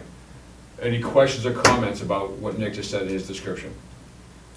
Okay, Nick, do you have that drawn up for us to sign tonight, or would that Yes, be I do. something? okay. So then I'll entertain a motion to approve a partial certificate of compliance for DP number 9199-1036, specifically for lot 2 on that Mhm. 1775 lot. 1775 Log Drive, thank you, not And 1771. it is map and parcel 323-13. Yeah, it's 1775 Block Drive, map and parcel 323-13. Yeah, so it'll be a partial certificate of compliance for that portion of the parcel, that Yeah. particular parcel, yes. I'll entertain a motion to approve this. Yeah, I'll make that motion. Thank you. Is there a second? I'll second. Okay. Okay. Thank you. I'll take the commission's vote by roll call. Jim Chambers, Aye. Steph Quinlan, Aye. Nick Venti, Aye. Mike Seeke, Aye. Rich Gullick, Aye. and Chuck Raymond. Aye. Okay. So I'll have you sign that at the end of the meeting. Yes, please. So just to proceed forward, I don't want to belabor the point because we can have Matt and the, I'm sorry, what's your name again? Alex? Alex, we can have Matt and Alex some other time when they're prepared to talk about this. But yeah, no, I saw you when I stopped by last week. I was coming back from, I think I just met with you. I was driving home, I go back, and I haven't been down there for a while, so I think I'll stop in the Lock Drive and see what's happening. And I walked out back, I happened to see you, said hi, shook your hand, your hand was, you had a brace on, so I couldn't shake your hand very well. But no, the concrete pipes that had been put down to keep trucks out of the top of the bank there had been moved. And we're still, they've been moved, we're in a pile. I sent that photograph to Nick, so Nick has, I took several photographs. So not only was that moved and trucks were going past where we wanted them to and instructed them not to, and while it is unavoidable to have oil on the ground where you've got trucks, there was a visual oil sheen in the water running towards a puddle, right on the edge of that, where the pipes had been. So, things have to change. Borders have to be made permanent, the borderline where we had those pipes. Yep. That can't be moved. Yeah. Those need to be made permanent in whatever fashion the owner and Matt would want to come up with. So we need to see a plan for that. Was there a question over here? Yeah, just go on something you just said, oil spills, there should be. Oh, oil, I would call it oil Well, leakage. Yeah. I understand, because I dealt with a lot of Yeah, unpaid right, parking yeah, you're lots, right, yeah, okay? yeah. But they should be having, according to DEP, they should be having drip pans and stuff under those vehicles that are stored out on unpaved areas. Whether they were from vehicles stored outside or just driving around outside and leaking while they were driving, I don't know. But, Well, if they're parked there, then they're, yeah. So, anyway, so those are my concerns. And I'd like to see the applicant and Mr. Morrow in front of us with a plan to address those issues. He's been trying to get a response from Kent Oldfield, who's the engineer that he works with a lot. Yeah. I think Kent had done the site plan for the original, this file number when it was originally permitted, but I don't know what the holdup is, but he said that he's been in touch with him since, and they're working it out, so. Okay. Because, I mean, a lot of the grass is growing back in, there's some, I think it was pine trees that were planted in that area. Yeah. They're there and doing well, Mhm. behind the pipes that hadn't been moved. But where the pipes were moved, there were no trees, no grass. Yeah. It's not stabilized. And I believe that's a big part of, the reason for Matt to be coming back is to, you know, show a more established boundary on that, Yep. that would keep trucks out, so. If you But I will reiterate that. If you can let Matt know our concerns, and have him address those. I'd be curious to find out if they understand, the owner understands how this happened, given all the discussions we've had. This is Yeah. going on too long. Yeah, We were happy with a few Jersey barriers at one point. Right. yeah. So why is something going in and getting removed? Yeah, Otherwise, it well, could happen instead of again. Jersey barriers, they were 14 or 15-inch hollow concrete pipes, 8 or 10 feet long, laid in a row, and they had just been picked up and moved. You talk about the pile? I never laid those down. The other ones all the way up. No, but they had been put there to keep trucks out of there. Not those, if you guys have picture taking when we plant the trees, those never been put down. It was a pile of dirt in there, be taking that out. That's why that area is still open. So they haven't. Like when we took out the regrind, remember all the clean out Yeah. before we planted the tree in the grass.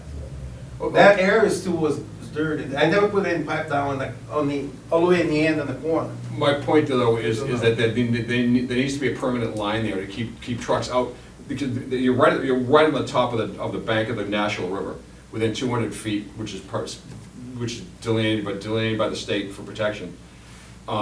So the barrier there is to keep equipment off that top of that bank for the Nashua River. With those pipes in a pile on the side, that can't happen, so that boundary line has to be permanent, it can't be moved or ignored. You're or saying it hasn't whatever. been installed yet. is That my- that could be two. Yeah, Maybe they haven't been, maybe gotta maybe clean out they more haven't and put them down. yeah, maybe they weren't installed, but Yeah. in other cases, We something need needs to be put more down. permanent, Right, Yeah. or more trees there, yeah, enough to block the vehicle. exactly, yeah. So, So, just if you could pass on Matt, I onto Matt will, our concerns, that'd be good. I will reiterate that. I Okay. like the trees idea, people are less likely to Yeah. move trees. Yeah. And they put two Well, trees down except on that for- corner there, you know? Yeah, we can, It's easier not to get too high. yeah, we just that area needs to be not driven on. get his name for the record? I'm sorry, what, could you just say your full name and, Alexandria Esposito. Esposito? Yeah, Alex. And what, with, what is your company? Repair shop, yeah, Alex Services. Alex Services. Thank you. Thank Remember, you. Alex, Chuck goes down to that cannabis dispensary a lot, so he's gonna keep an eye on Political. All right. Say like it's a bad thing. Good boy. All right. That's it. So, All right, so we compliance for that one, all right. so Good. we're done on 17, Yeah, we got. Thanks for Thank coming you. in. Thank you. Thank you. All right, moving on, also under certificate of compliance, 117 Lincoln Street, number 199-1081. Yeah, so, and I'll just also include 125 Lincoln Okay. Street, DEP file number 199-1082 Fair in this enough. as well, because they are right next to each other. I think I had mentioned on the previous meeting, so basically, just to bring everyone up to speed, the developer who had built those two houses and had secured the permitting for them, had called me a few weeks ago asking for a certificate of compliance to just close those out. They've since sold the property, so there are two families that are living, there's a family in one house and a family in the other house that are now occupying them. So I went out to inspect those properties, made contact with the people living there. And the houses and the driveways were built to plan, but I did find some additional patio space that had not been included in the original plans that looked like they were constructed after the construction of the houses. So those patios have not been permitted. The impervious surface area that they take up have not been permitted. It's all shown as lawn on the approved plan, so basically for both of these, before we vote on the certificate of compliance, I'm recommending that we just hold off on that until I'm able to get the current occupants to, in one case, prepare a notice of intent, in the other case, prepare an RDA, because there's different impacts, there's different distance to the wetland areas, but I'm gonna have them go through the proper permitting that for after the fact for those patio areas. And we can handle those and the certificates of compliance at the same time at that point.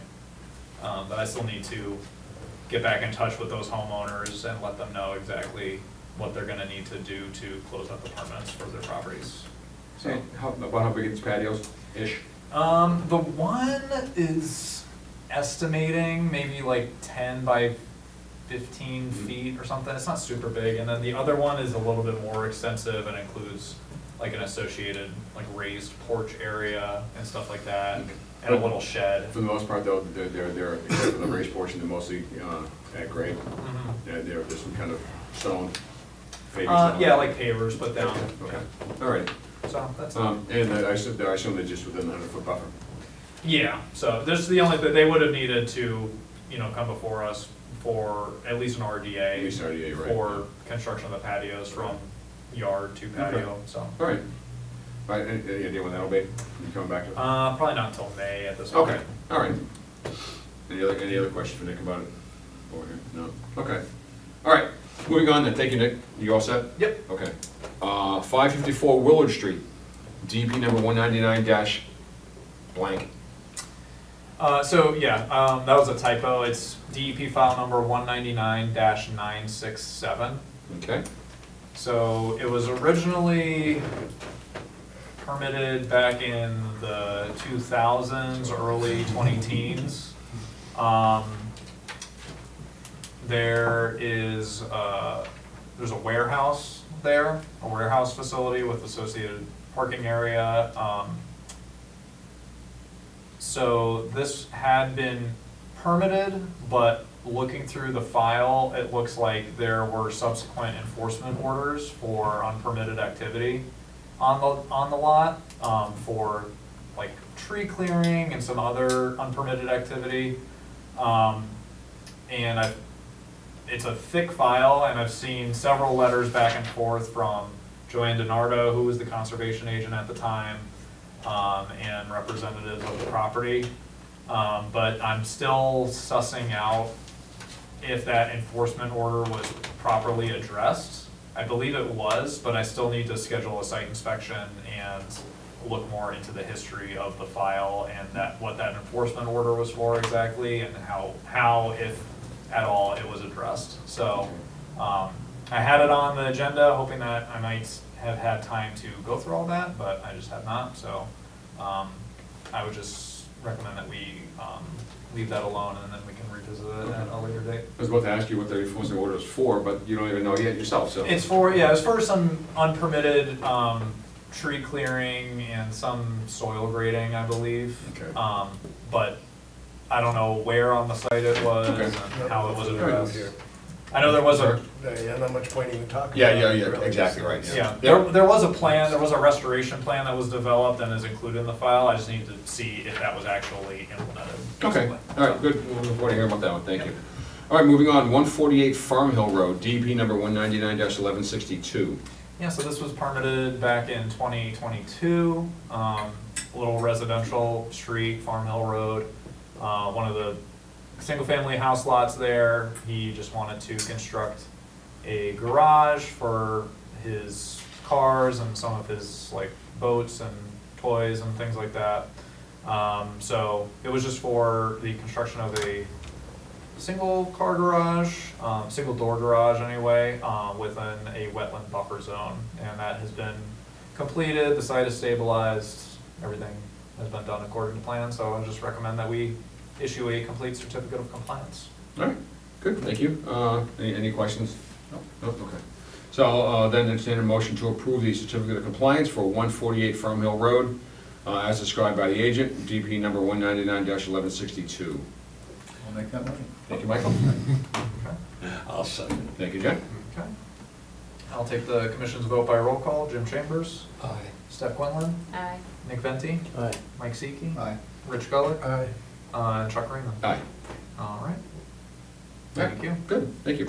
And the last one, Prospect Street Ground Grid, file number 199-1125. Yeah, so there had been some work done around one of those, I guess you'd call it a substation, but one of those electrical grid things within the right-of-way that runs parallel to Prospect Street. It's kind of tucked back behind some houses. It's in between Prospect Street and the MBTA station. Yeah, it's right along, I remember this coming in front of us, it's right along the railroad tracks. Yeah, so if you're like standing on the platform and looking down towards Prospect Street, you can see like the big electrical substation there. So there had been some work done there back in 2021 or 2022. And there was wetland replication that was required there. So this file number was for that restoration work. So I've visited the site, seen photos of the area in question, and it's fully grown in, it's looking good, so I'd recommend that we issue a complete certificate of compliance. All right, any questions for Nick? No? Okay. Is this a replication or a restoration where the wetland was originally? So I believe it's a restoration because they had to get some machinery down in this one area. It wasn't a big area at all, it was pretty small, but. Yeah, so they had to like cut some stuff back and whatever. Yeah. But you can see it's all grown black. They had some live stakes, I believe, that were in there that have all taken, so. All right, thank you, Nick. that was So it. I'll then entertain a motion to approve the certificate of compliance for Prospect Street Ground Grid, DEP file number 199-1125, as described by the agent. I'll make that motion. Thank you, Nick. Is there a second? I'll second. Thank you, Jim. I'll take the commission's vote by roll call. Jim Chambers, Aye. Seth Quinlan, Aye. Nick Venti, Aye. Mike Seiki, Aye. Rich Gullick, Aye. and Chuck Raymond. Aye. Okay. So that's three we gotta say. All right. Mm-hmm. All right, good. All right, thank you, Nick. Moving on, communications. School sewer reroute, Mesa update. Tell me something's happening. Nothing. Oh, my God. I've sent 2 emails, I've made multiple calls and left voicemails for this Brian Butler at Oxbow. So I'm gonna ask DPW to consider looking at another company. Plenty of wetland scientists, biologists. Brian is always very busy. Yeah, so I don't know, yeah, Still gotta get crap done, so. No, I know. yeah. These should be getting back to me at least. You're right, exactly, yeah, can't go dark. All right, so nothing new there. Nothing new there. All right, moving on, that 16 Wildflower Road Appeal, Mass DEP decision. Yes, so this was another late addition to the drive, I believe, but the applicant had appealed our decision, our denial of an order of conditions for a single-family house at 16 Wildflower back in the summer of 2022. And so they had appealed it to Mass DEP. There's been a long review process. I did not add it to the drive, excuse me for that. I can email that to everyone after tonight. But they did, basically, Mass DEP issued their decision about a week ago. They issued a superseding order of conditions for the construction of that house. Their determination was basically the changes that the applicant incorporated as a part of that appeal review, brought it into compliance with the Wetland Protection Act, at least to a practicable level. So that's basically the status of it. So they approved that house. All right. Yeah. And I will be sending that out to everyone so you can read that specifically. Okay. With that one in mind, how different is this one from the one that we reviewed earlier for the emergency certification? It's draining to a spot where the water flows under the road to somebody else's property, right? Which one are you talking about? This one here, the Wildflower. Yeah. Mhm. Comparing it to the emergency certification from earlier this evening at Hill Street and Elm Street. Oh, that was the How enforcement. different are the circumstances? I'm posing a question, it doesn't necessarily mean answering. But both are Yeah. draining to a wet spot that goes on a culvert under the road. DEP approved the one, would they have approved one on Hill Street, for example? So your question is more rhetorical. It is totally rhetorical and not asking for an answer, but maybe Okay. discussion. Yeah. if anybody wants to jump in, and I'm seeing somewhat of a parallel there. There's some likenesses, but I think the fact that wetland, finger wetland went up through the middle of the property. Well, the folks we're talking about here asked permission.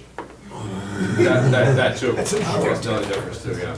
Right. Grease in the hills. Yeah, yeah. I think what it comes down to is that if protecting the wetland buffer is something that we want to have control of, we're going to need a bylaw because Yeah. we can't Yep. we can't depend on the larger regulations to limit that. We left it to DEP's control. Right, Yeah. right. And I'm gonna talk about the bylaw later on, not in any great detail, but we can bring that up in a little bit. Thank All right. you. Thank you for letting us know. Yep. All right, under commission policy, Wetlands Protection Act enforcement policy. Oh, that was typo from the previous agenda, Oh, excuse okay, me, I have alright. nothing new on Okay. that, unless anyone else wants to discuss something on that. Nope, what happened to my pen then? Where does my pen work? Any of them? Thank you. Um, My pen decided to die on me. But I think some people had made, while we're talking about, while that's There we being go. brought up, I think someone had made a comment about it might be best to leave our options more open, so I think in the meantime, I might hold off on drafting a more formalized enforcement policy unless anyone disagrees with that. But I'm looking more into enforcement in the MACC handbook is very helpful. And you all should have access to that too, so if you don't recall how to access that or don't have access to it anymore, let me know. My access probably ran out. Some Submit- of them ran out. you should be- Joey Wigglesworth. You should be with, Just as with the commission. under this one. But if anyone needs like a new password or new access to that, just let me know. And, yeah, I would highly encourage you to browse, whatever sections of that. It has everything from, general permitting to enforcement to jurisdiction to just whatever, so. Perfect. I'm reviewing some more of those, specifics of the enforcement and, the different actions that we can take and the penalties that those incur, so, I'll have that more in my brain. I don't think we'll need a formalized policy written down on paper as much, so. Okay, Yeah. thank you, Nick. That's that. All right, under outreach, first item, next nature walk, March 28th at the Babe Ruth Fields. Yeah, so just real quickly, the next nature walk that these series of nature walks I've been hosting, the next one will be on March 28th. It's a Thursday, starting at 4 p.m. Behind the Babe Ruth Fields. That's off of Lancaster Street, down behind the Lowe's. It's at Old Lancaster Street, right? I think it's Old Lancaster, yeah. The old Italian club. Oh, the old Italian club. What's the, Oh, is there a focus of this nature walk? Vernal Pools. Vernal pools, nice. Is a pretty nice, it's a man-made structure, it's all built up around there, but there's a little area where water collects and wood frogs have been breeding in there. Well, hope you have better luck this year than last year with your vernal pool walk. Yeah. It was all frozen. Yeah, well, it's been a very mild winter, so. Yeah, all right, good, So, yeah, good, well, have fun. And that's a Thursday afternoon, that's at 4 o'clock? 4 o'clock, yep. On the 20th, okay, good. Good, yeah, if you haven't been on any Nick's walks, I highly recommend them, I've been on a couple. Yeah, they're a great Yeah, time. They're a good Nick, time. you're advertising those at the senior center? You may want to, I've seen commissioner open ads there, but you may want to, because these are very easy walks, Yeah. and that would be a good target point. audience for some of these. Good one. Senior center. And get it on their calendar. I send it out to all the department heads in the city, so like the library Give gets them them. an extra boost. But I will, Need their memories jogged. Yes, move slow. if they're not, I'll reach out if they're not already, getting those, I'll make sure they get them. All right, good. All right, second one, partial solar eclipse viewing stations, April 8th. Yeah, so, just again, I mentioned it a couple times, but we're getting closer. The eclipse is coming on April 8th. That's gonna be a Monday. So I know some people have mentioned that they'd be willing to volunteer to man some of the stations for a couple hours that day. we got Mike. Anyone else wanna throw their name out there? Couple hours on a Monday afternoon. Don't think I will be able to. Bob might have mentioned it. Bob did also as well, but he's not here. So Bob and Mike, I got. If no one else, that's fine. But I'm envisioning setting up like, What time of day? from like 1 PM to like 4 PM. Okay. Yeah, I can't make it that day. Okay. But I'm envisioning like 1 to 2 kind of viewing stations where it's just like a table set out somewhere in a public area. I was thinking maybe like Barrett Park, and maybe another one like in front of City Hall, like downtown somewhere, to just catch people that are walking by that otherwise might not have even heard about it or known about it or had an opportunity to view it. And having at those stations like special like eclipse viewing glasses that have special filters so you can look at the sun with them. And like pinhole projectors, which is another way that you can observe partial solar eclipses. So just kind of spreading awareness of it and trying to catch a couple of people that might not have been aware of it or paying much attention to it, and hopefully impressing them. So So if you're gonna have tables, you're gonna have a few handouts or something. yeah, that'd be a good opportunity to include some handouts. I'll At least print out some show extra. them Yeah. Who's there. Print out some extra brochures for, the Wetlands Protection Act, just, saying we're with the commission, so this is what we do, this is why we're here, but,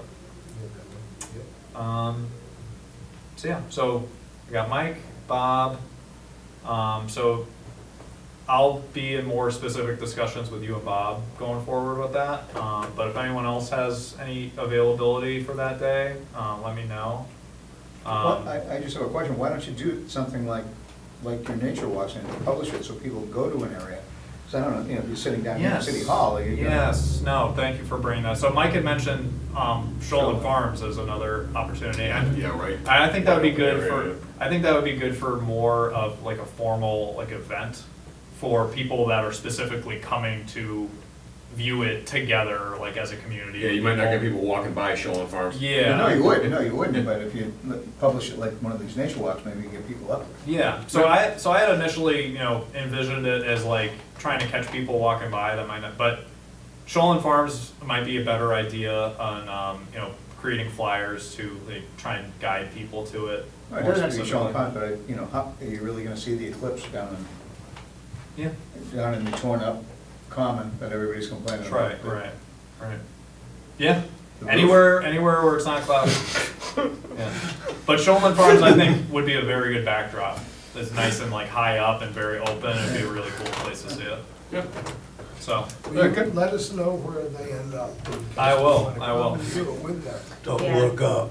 Don't look up. yeah.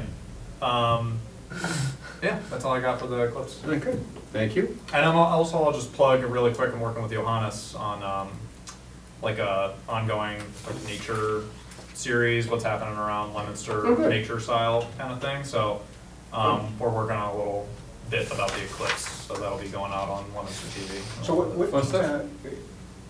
here, Yeah. when are we going to have the best view of the eclipse? Do you know what time during the day? Probably won't be at night. I don't know exactly. Between 1 and 4. It's gonna last several hours from the time it starts to cross the sun until it's fully out of it again. So it'll be several hours, and then right in the middle of that, it'll be at its greatest coverage. So what is it, 95% in this area? The moon will be covering about 95% of the sun from this location at its peak. So when you You'll look have up to what look they, it up. Huh? when you, You'll have to look it up. Yeah, I guess so. yeah. That's When- the answer. Yeah. Yeah. I can send you though. I can send you the specific info. No, I'm sure I can Google it. Yeah. All right. All right, moving on. Spring cleanups, Nick. Yeah, so spring is coming, spring is springing, the buds are breaking, so, I know everyone's kinda interested in doing more outreach stuff and doing more spring cleanups. I know the last year's one event that we participated in was, pretty successful. I know I wasn't able to make it there, but several of us were here, so that went well. I'd like to get more into that and do several if we're able. So just kinda searching for ideas of locations possibly, and just try and get a sense of how many people might be interested in participating in those. When's the spring cleanup? It lasts like a month. Oh, Earth Day is around April 20th. That's April 22nd. It's Yeah. like the month, yeah, like Yeah. the, It's from April 22nd to May 22nd is like the community, like trash pickup. Okay. Wow, is that a whole year ago already? Yeah. Oh my God. I know, it's Probably another Sorry. 500,000 liquor bottles up in Target. Yeah. yeah, that was a. Fireball. Fireball, yeah. I had no idea how popular Fireball was, particularly Nips. I invested. It's a not good idea. You can't smell it. What's that? It's not popular. They're closet alcoholics. No, You just know, yeah. they are. So they choose vodka or Fireball that you. It's The popular, Fireball has no it's popular smells? because you can't smell. Cinnamon, isn't it? Yeah, Yeah. it These smells are very strongly. Yeah. That's just the reason for its popularity. It's just still popular. Yeah. Moving on. All right, moving on, They yeah. call You it, can't they call smell it it. mother's helper. All right, under Commissioner News, so Nick, you will not be here on April 9th. Yeah, so related to the eclipse, I will be in Texas on April 8th and flying back on April 9th, and I will not be able to be here. So we have kind of the calendar kind of gives us a few options here. So the next meeting we're gonna have is gonna be March 26th, which is the last Tuesday of March. And then our next meeting would typically be April 9th, which is the second Tuesday. I was thinking instead of doing the second and fourth Tuesday of April, maybe we'll just shift that for the month of April and do the third and fifth Tuesday of April, because there's 5 Tuesdays that month, the way the calendar falls.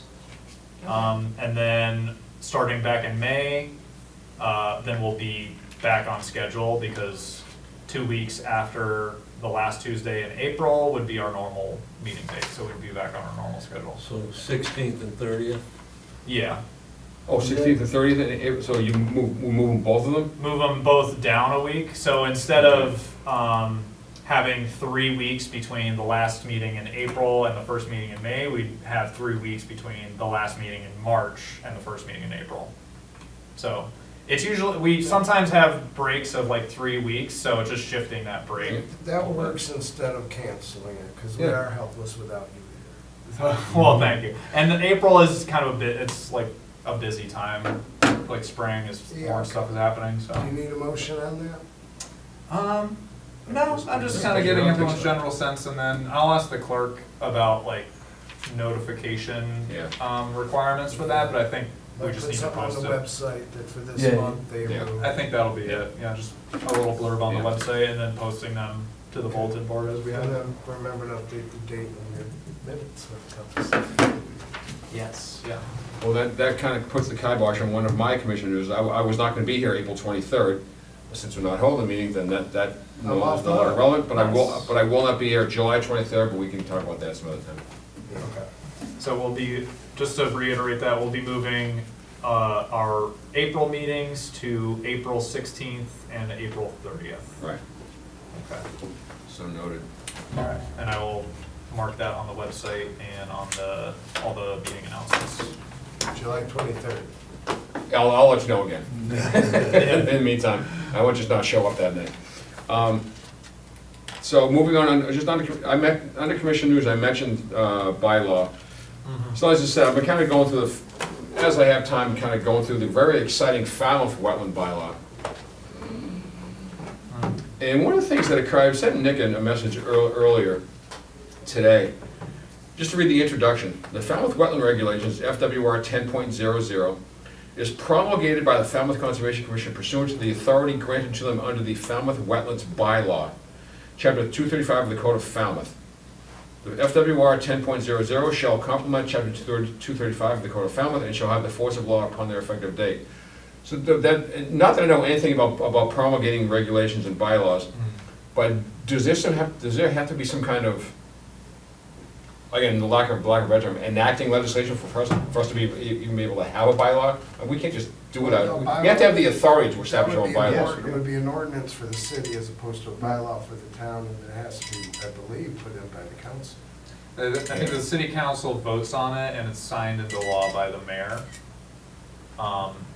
So that would be the formalized process. We don't have the authority to institute our ordinance, but we can introduce it to the council, and then the council is the one that So, makes the decision. does the process mean we simply come up with one and then give it to them to, all right, Yeah. okay, So we need to so we draft can, one. so we can continue on doing this? Yeah, and then we Yes. Okay. implement it. Yeah. Okay, and then, right, okay, It's all ours. right, good. And so- Just want to make sure there wasn't something right in front of us that was a roadblock, okay. Yeah, so I think the language in that is very legalistic, but the language in there, It it's has just, to go through the city lawyer. Oh, no, understood. But yeah, it's just- Right, I just want to make sure there wasn't, like I said, there wasn't a wall right in front of us. yeah, but that Sorry. first paragraph is just setting up, like, this bylaw gives us the authority to do what is said in the bylaw. Okay. That's just a fancy All way right, of saying that's that. fine, okay. Yeah. So I just want to bring that up, okay. Anything else on the commissioner news while we're here? The No? bylaw, Okay. What's that? the bylaws, about the bylaw, the proposed.